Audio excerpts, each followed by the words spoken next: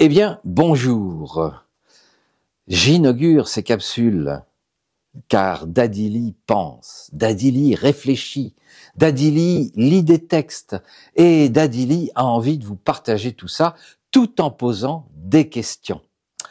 Et pour inaugurer cette série de vidéos, très courte, rassurez-vous, j'ai choisi un petit bout d'un texte de Alexandre Solzhenitsyn, qui est l'extrait du discours qu'il a donné à Harvard en 1978. Alors, je vous le lis.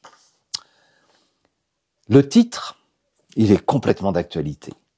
Le déclin du courage.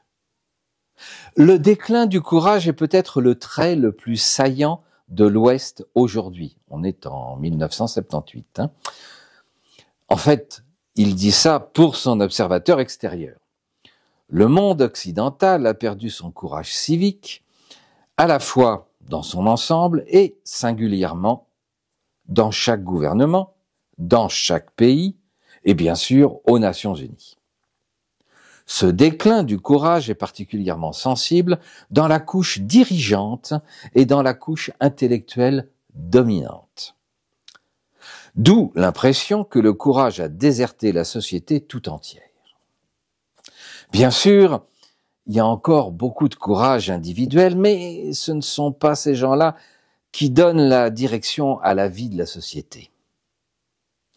Par contre, les fonctionnaires politiques et les fonctionnaires intellectuels manifestent ce déclin, cette faiblesse, cette irrésolution dans leurs actes, leurs discours et plus encore dans les considérations théoriques qu'ils fournissent complaisamment pour prouver de manière subtile, voire manipulatrice, pour prouver cette manière d'agir qui fonde la politique d'un État sur la lâcheté et la servilité.